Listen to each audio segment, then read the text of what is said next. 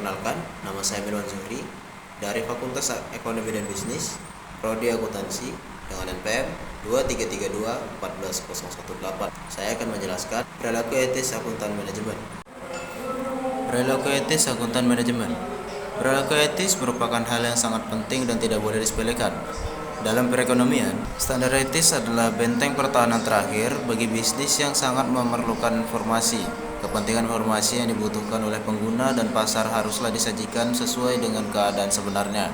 Karena jika disajikan tanpa transparansi, akan mengakibatkan kesalahan dalam membuat kebijakan bisnis ke depannya. Tentu kesalahan seperti ini tidak diharapkan para akuntan atau sebagai pihak yang membuat laporan dan auditor atau sebagai asesor atau penguji laporan keuangan sangat terikat dengan standar etis sebagai jaminan bahwa mereka telah melakukan profesinya dengan ketekunan, kehati-hatian, dan difikirkan terlebih dahulu agar informasi bisnis disajikan secara wajar. Yang berarti wajar yang terkait dengan penggunaan dan pelaporan informasi haruslah objektif dan netral. Dengan begitu diharapkan bisnis tetap sehat, terjaga dari kerugian dan kebangkrutan. Bisnis yang mengalami masalah tentunya identik dengan pelanggaran etika. Walaupun tidak bisa digeneralisir, setiap usaha yang rugi atau bangkrut pasti melakukan pelanggaran etika. Kasus-kasus yang telah muncul di publik sudah cukup banyak, baik di luar negeri maupun kasus di dalam negeri.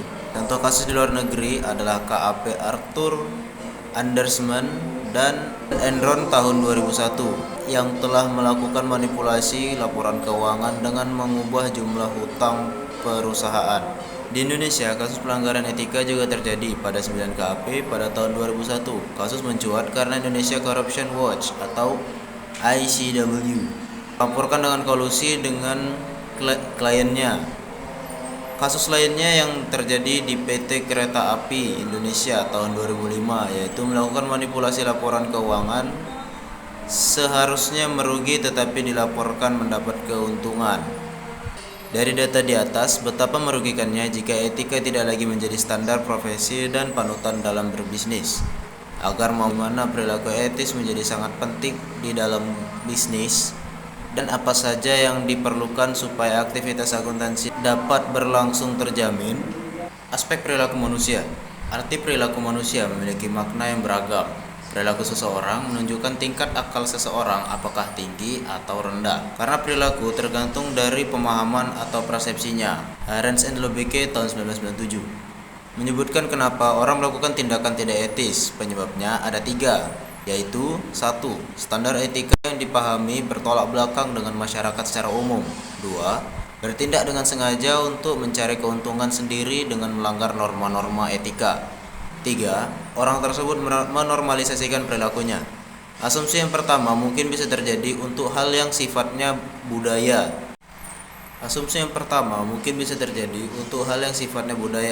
Tidak banyak persilihan jika saling menghargai, dan jika itu merupakan kearifan lokal tentu harus tetap dilestarikan.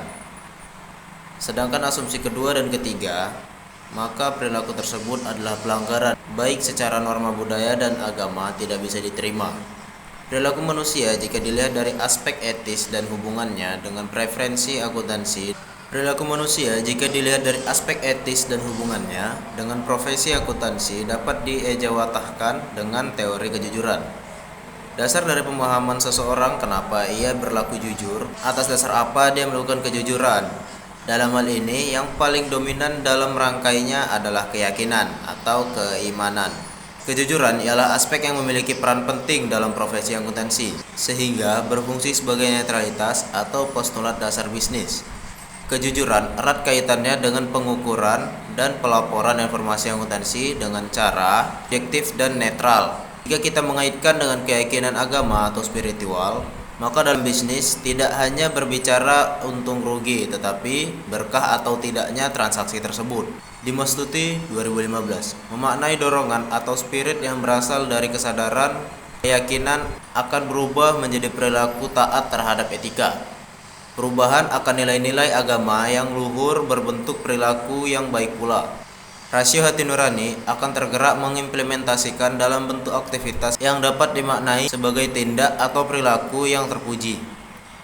Umar 2015. mengatakan kejujuran dan keikhlasan dalam pengolahan keuangan akan berada pada jalurnya atau on track, terhindar dari penyimpangan dan manipulasi. Jadi secara umum dapat disimpulkan bahwa aspek perilaku manusia dari sisi akuntansi adalah akuntansi diciptakan oleh dan untuk kebutuhan manusia itu sendiri. Ini menyeratkan aspek ini terjadi akibat interaksi manusia dengan lingkungan sekeliling atau publik.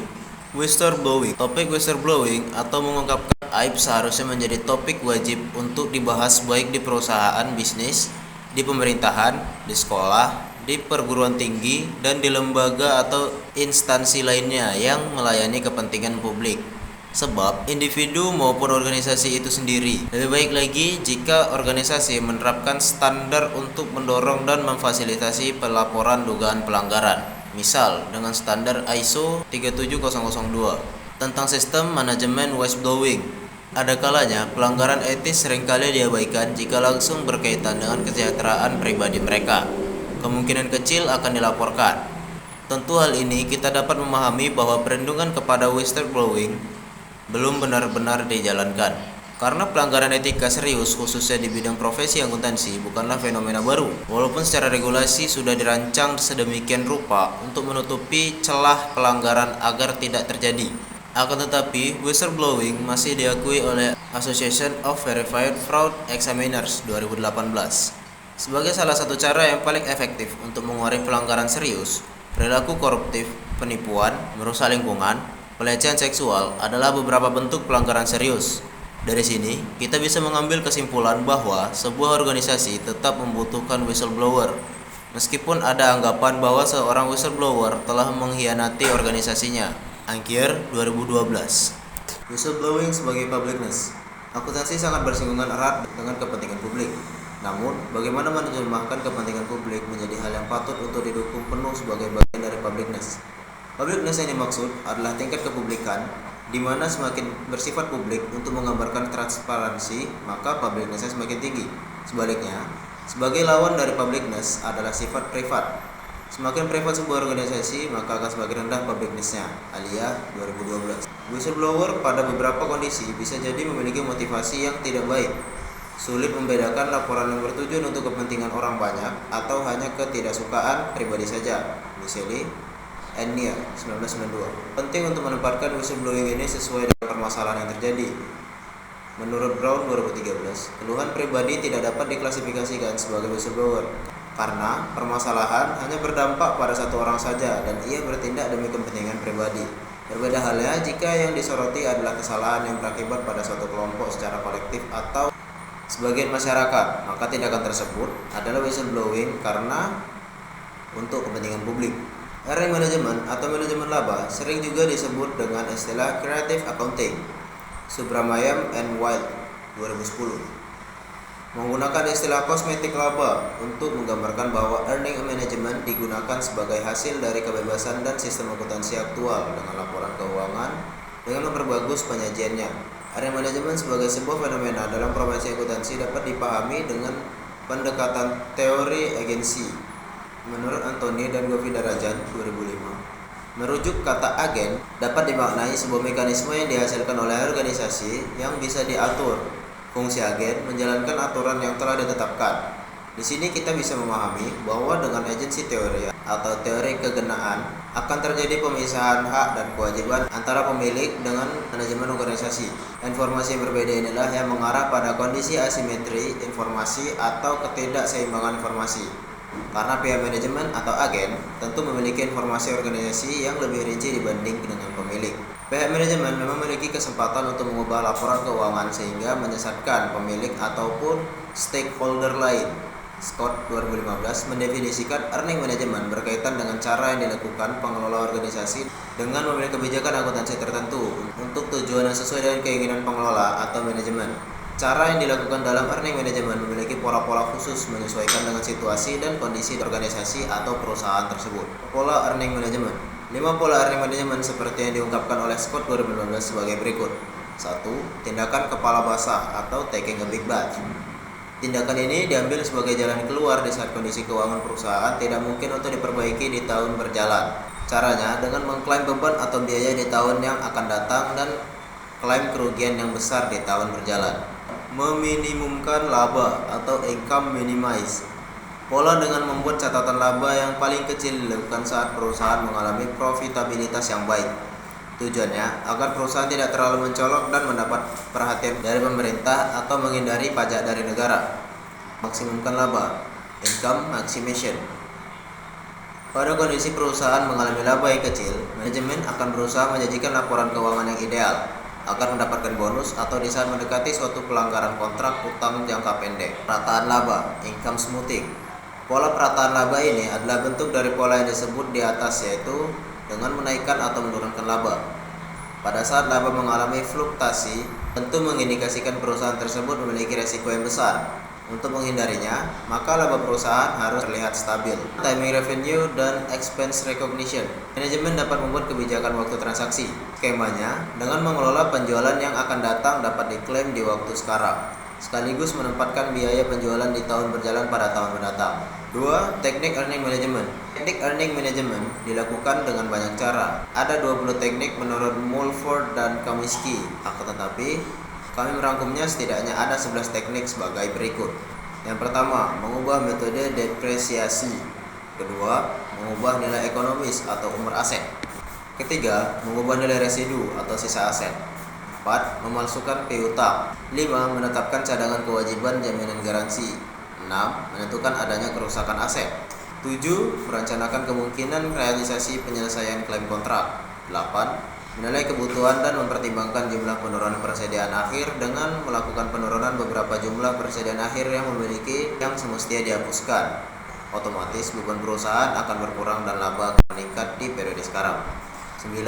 Menetapkan porsi harga dan transaksi. 10. Tidak menutup periode akuntansi. 4. Taxation motivation. Motivasi yang paling nyata dari earning management adalah menghindari pajak. Perusahaan akan memiliki metode akuntansi LIFO, last in first out, yang menghasilkan laba bersih lebih rendah dibanding metode lainnya. 5. CEO change. Ragam motivasi yang ada adalah saat pergantian CEO atau Chief Executive Officer, di mana saat masa akhir kerja atau jabatan atau penguasaan, CEO akan cenderung memaksimalkan laba perusahaan. Tujuannya untuk meningkatkan bonus, reputasi, dan prestasinya. 6. Initial public offering. Perusahaan yang akan melakukan penjualan sahamnya pertama kali ke publik atau masyarakat umum tujuannya untuk mendapatkan tambahan modal. Dana tambahan ini dapat digunakan untuk operasional perusahaan maupun mempercepat kegiatan ekspansi. Uraian penjelasan tentang earning management atau creative accounting di atas dapat digambarkan sebagai berikut.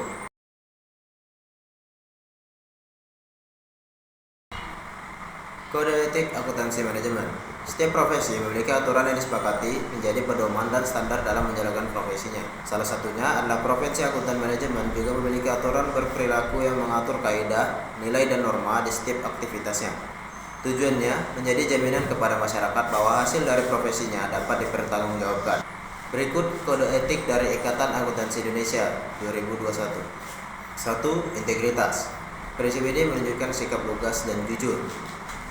2. Objektivitas. Prinsip ini menerapkan pertimbangan profesional tanpa kompromi, tanpa memihak, dan adil.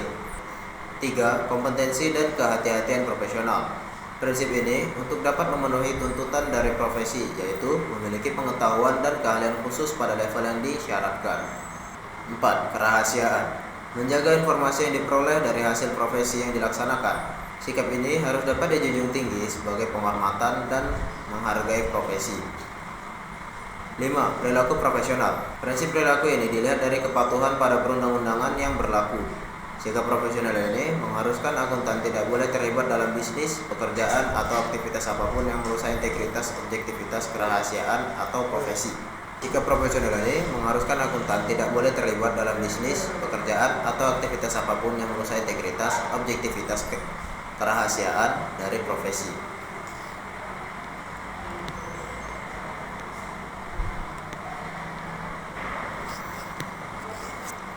Sebagai penutup, perilaku etis akuntan manajemen harus kita pahami dengan baik. Ketika prinsip-prinsip dijalankan, maka seharusnya akuntan dapat bekerja dengan maksimal. Walaupun ada kekhawatiran, ada kesalahan, akan diminimalisir dengan seperangkat aturan atau regulasi atau kode. Perilaku etis akuntan manajemen harus kita pahami dengan baik. Ketika prinsip-prinsip dijalankan, maka harusnya akuntan dapat bekerja dengan maksimal.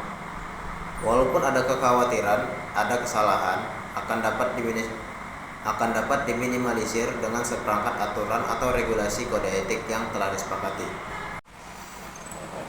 Baik, dengan penutup tadi, saya akhiri. Wassalamualaikum warahmatullahi wabarakatuh. Terima kasih.